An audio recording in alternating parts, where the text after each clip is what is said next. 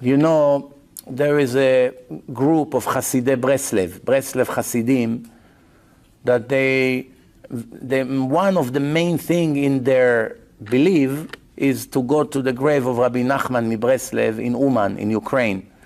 Every Rosh Hashanah, almost all of them that can afford, even those who cannot afford, they even take money, borrow money, collect money. Because they have this saying in Hebrew, Ish bal yader, no one should be missing. They say that Rabbi Nachman Mibreslev said that every one of his students must come to his grave on Rosh Hashanah. This is very interesting. Why? Because Rabbi Nachman Mibreslev in his lifetime, while he was alive, he wrote one major book, it's Likutei Moharan. Other books were written by students after he passed away. Everybody understands that when a rabbi is alive, it's one thing, and once he passed away and his main student writes the rest of his Torah, is not exactly in the same level. Not only by Breslev, everywhere. Okay, let's everybody understand that. But there's one more thing that is very important and most people don't think about. In the book of Likutei Moharan, there's no obligation to come to his grave. The opposite, on the last page, we are now talking Torah. We're not putting anyone down. We don't have any, it's not politics. We're talking Torah. What's really the truth? If they have other ways to back up what they do, fine. I'm more than open to hear. I'm just telling you from my learning and digging into this matter. So in the last page of Likutei Moharan, his main student, Rabbi Natan, say that my rabbi, Rabbeinu Nachman, had a Torah about Rosh Hashanah. Because all the Likutei Moharan is divided to chapters. Torah about this, Torah about that, Torah about this. This is how the book is designed. היה לרבנו תורה, רבנו had a Torah about ראש השנה.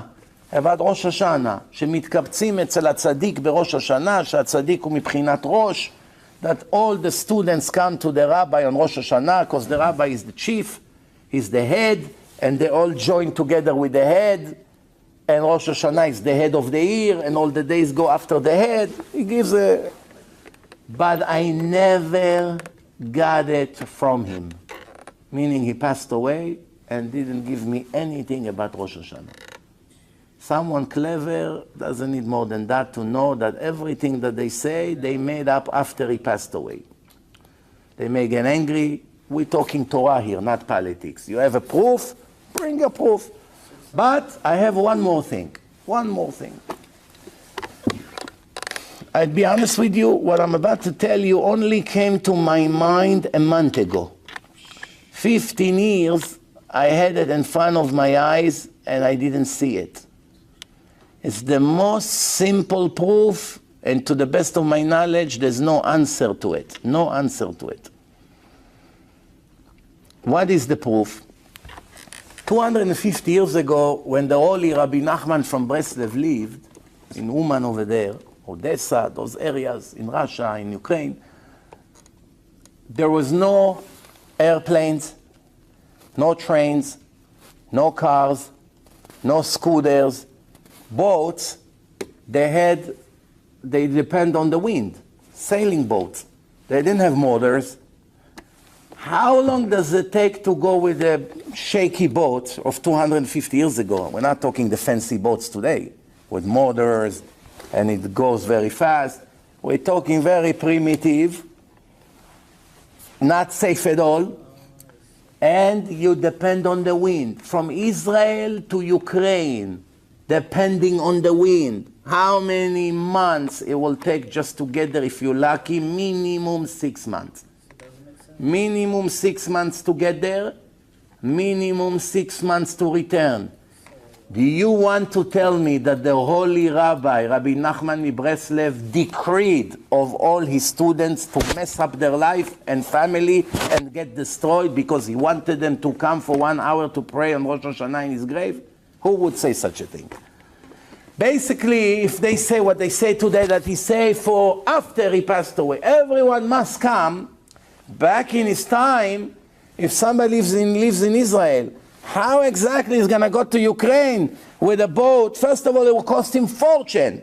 He has to pay tons of money to the Goyim to take him from one port and replace a boat and go to another boat. until he gets there. Second, most likely he won't make it alive. Most likely he will die on the way, because with storms and everything that used to be. Third option is there's tons of pirates in the middle of the ocean. They robbed you, they kill you. Read, the books are full of it. So the holy rabbi, just to make sure 20 of his students or 50 or 1,000 or whatever it was will all come to pray on his grave on Rosh Hashanah, he will basically destroy their life. He will make them take risk, chas v'shalom, pikuach nefesh. Pikuach nefesh allow to go to the grave of your rabbi if you're going to get killed there. If your rabbi is buried in Baghdad or in Syria right now where ISIS is there, and you want to go pray there on Rosh Hashanah, you allowed? Not allowed. If you do it, you're a sinner. You're not allowed to risk your life. So he will risk all his students to come from all over the world with boats to his grave because he must come to my grave. Come on. It never happened. Huh? That's another question. Definitely he had students. Obviously he had students. He was a very big rabbi. And that was the beginning of the Chassidut. His grandfather, the Baal Shem Tov, just started the Chassidut a generation earlier. So, and we're talking the beginning of Chassidut, between 200 to 250 years ago. But simple common sense. I banged my head to the wall when it came to my mind. Say, all these years is in front of my eyes. Even I met the chief Talmid Chacham of Breslev in the world, Rav Mota Frank, very nice, friendly Jew. They came to my house and argued with me all night. I gave him proofs, he gave me proofs, some he agreed with me, some I agree with him. And I didn't have this. This is the strongest proofs. It cannot, simply, technically cannot be. Cannot be. Because you have to be all your life in the ocean.